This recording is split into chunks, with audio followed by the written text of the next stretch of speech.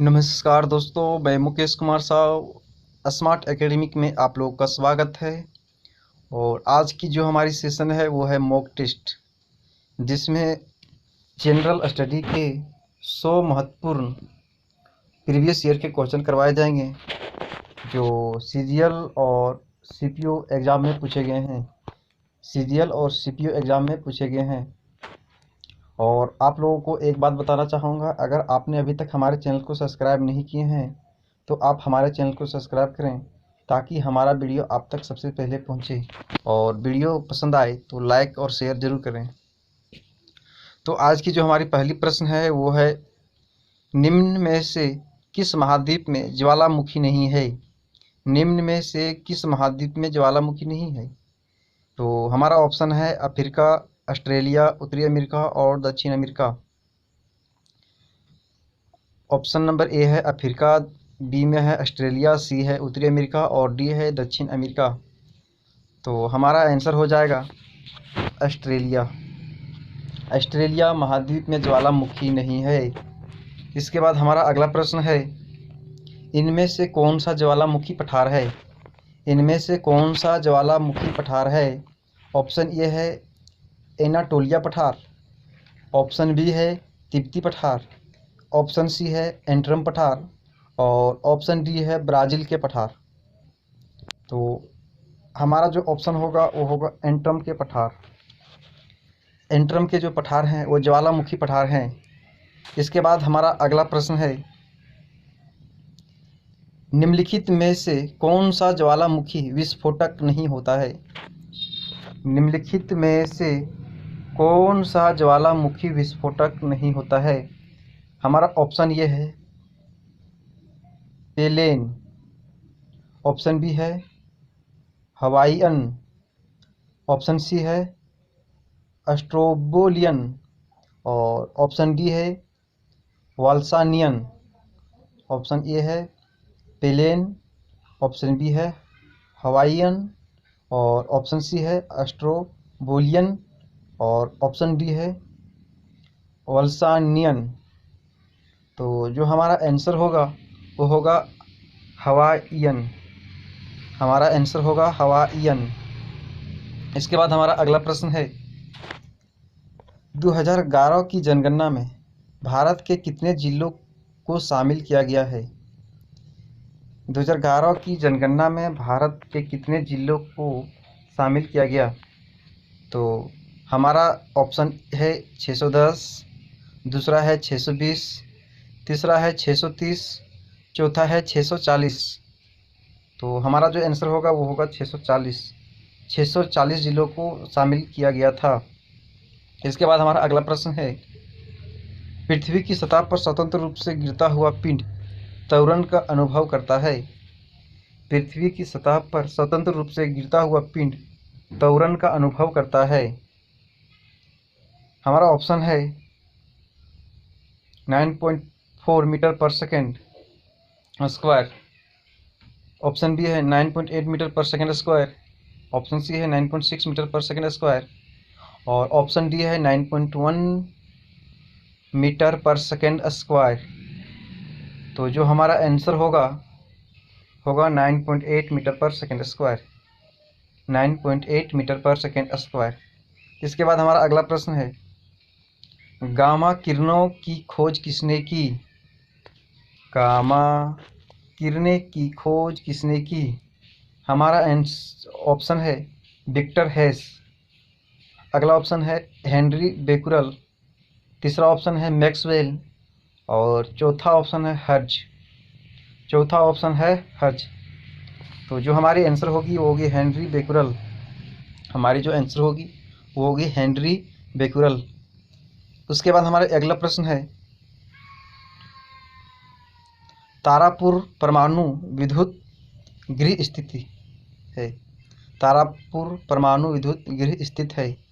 हमारा ऑप्शन होगा Gujarat, option B है पश्चिम बंगाल, ऑप्शन सी है महाराष्ट्र, ऑप्शन डी है कर्नाटक। फिर से ऑप्शन ए है गुजरात, ऑप्शन बी है पश्चिम बंगाल, ऑप्शन सी है महाराष्ट्र, ऑप्शन डी है कर्नाटक। तो हमारी जो ऑप्शन होगी वो होगी महाराष्ट्र। महाराष्ट्र में तारापुर परमाणु विद्युत गृह स्थित है। उसके बाद हमारा अगला प्रश्न है, किस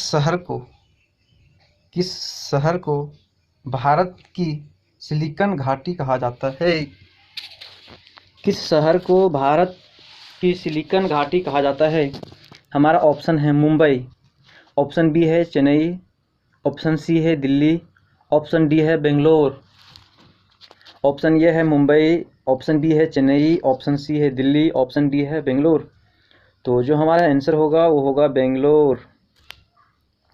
इसके बाद हमारा अगला प्रश्न है,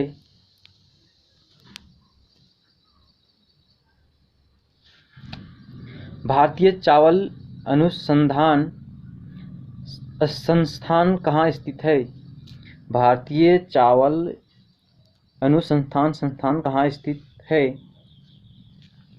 तो ऑप्शन ए है मुंबई, ऑप्शन बी है हैदराबाद, ऑप्शन सी है चेन्नई और ऑप्शन डी है दिल्ली।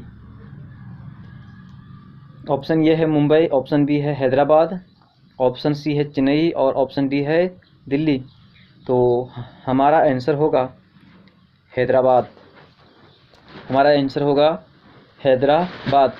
इसके बाद हमारा अगला प्रश्न है, हरित क्रांति किस वर्ष में आरंभ हुई थी?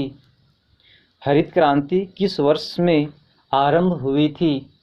हमारा ऑप्शन है 1960 में, ऑप्शन बी है 1970, ऑप्शन सी है 1980 और ऑप्शन डी है 1990। तो हमारा जो आंसर होगा 1960। हरित क्रांति 1960 में शुरू हुई थी। 1960 में हरित क्रांति शुरू हुई थी।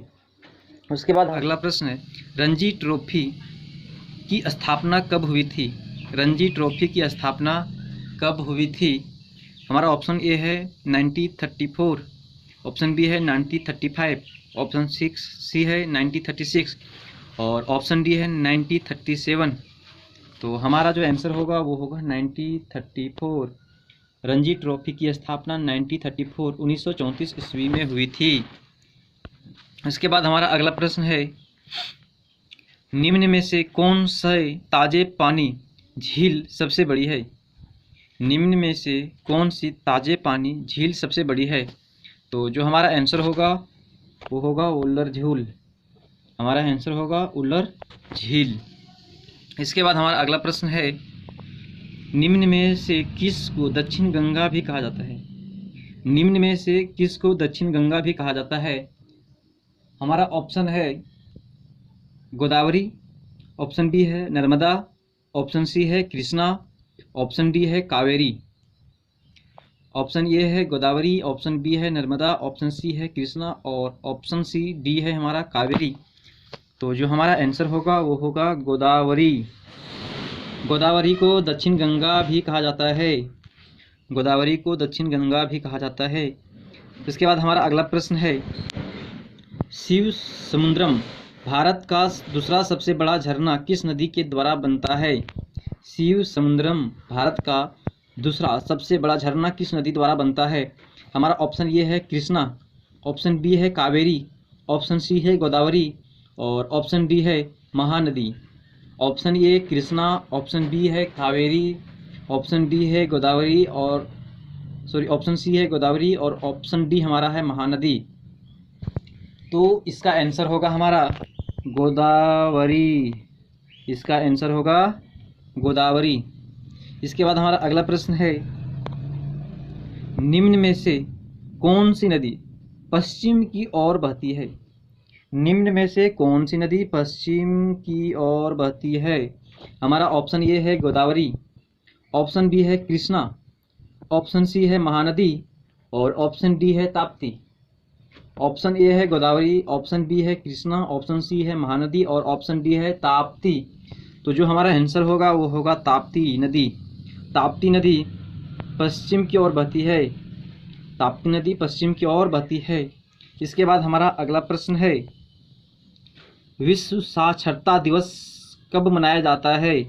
विश्व साक्षरता दिवस कब मनाया जाता है? साक्षरता दिवस हमारा ऑप्शन है 8 अक्टूबर, ऑप्शन बी है 8 सितंबर, ऑप्शन सी है 8 नवंबर और ऑप्शन डी है 8 दिसंबर, ऑप्शन ये है 8 अक्टूबर, ऑप्शन बी है 8 सितंबर, ऑप्शन सी है 8 नवंबर और ऑप्शन डी है 8 दिसंबर। तो हमारा जो ऑप्शन होगा, हमारा जो आंसर होगा वो होगा ऑप्शन बी 8 सितंबर। 8 सितंबर को विश्व साक्षरता दिवस मनाया जाता है। इसके बाद हमारा अगला प्रश्न है, विश्व स्वास्थ्य दिवस कब मनाया जाता है? विश्व स्वास्थ्य दिवस कब मनाया जाता है?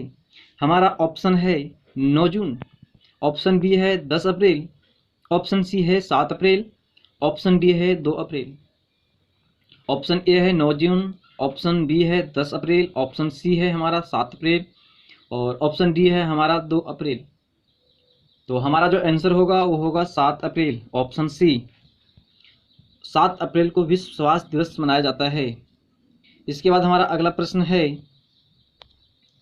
किस देश को लैंड ऑफ कंगारू भी कहा जाता है? किस देश को लैंड ऑफ कंगारू भी कहा जाता है? हमारा ऑप्शन ए है ब्रिटेन, ऑप्शन बी है फ्रांस, ऑप्शन सी है रोम और ऑप्शन डी है ऑस्ट्रेलिया। ऑप्शन ए है ब्रिटेन, ऑप्शन बी है फ्रांस, ऑप्शन सी है रोम और ऑप्शन डी है ऑस्ट्रेलिया। तो हमारी जो आंसर होगी वो होगा ऑप्शन डी ऑस्ट्रेलिया। ऑस्ट्रेलिया को लैंड ऑफ कंगारू भी कहा जाता है। इसके बाद हमारा अगला प्रश्न है, नोबेल पुरस्कार स्थापित किए गए हैं। नोबेल पुरस्कार कब स्थापित किए गए हैं? हमारा ऑप्शन ए है 1940 को, ऑप्शन बी है 1920, ऑप्शन सी है 1901 और ऑप्शन डी है 1925। ऑप्शन ए है 1940, ऑप्शन बी है 1920, ऑप्शन सी है 1901 और ऑप्शन डी है 1925। तो जो हमारा आंसर होगा वो होगा ऑप्शन सी 1901। 1901 को नोबेल पुरस्कार स्थापित किया गया था। उसके बाद हमारा अंतिम प्रश्न क्वेश्चन नंबर 20 है और आज का ये अंतिम प्रश्न है और प्रश्न है, Tata institute of fundamental research कहाँ स्थित है? Tata institute of fundamental research कहाँ स्थित है? तो हमारा जो ऑप्शन होगा, ऑप्शन है A Delhi, option B Mumbai, option C Chennai और option D Kolkata. Option A Delhi, option B Mumbai, option C Chennai और ऑप्शन डी है हमारा कलकत्ता। तो हमारा आंसर होगा कोलकाता। कोलकाता में Tata institute of fundamental research स्थित है। तो आई होप आप लोगों को यहाँ तक समझ में आ गया होगा। और आप लोगों को एक बात बताना चाहूँगा, अगर आपने अभी तक हमारे चैनल को सब्सक्राइब नहीं किए हैं तो आप हमारे चैनल को सब्सक्राइब करें और अगर आप लोगों को हमारा वीडियो पसंद आया हो तो आप हमारे वीडियो को लाइक और शेयर ज़रूर करें। थैंक यू, धन्यवाद।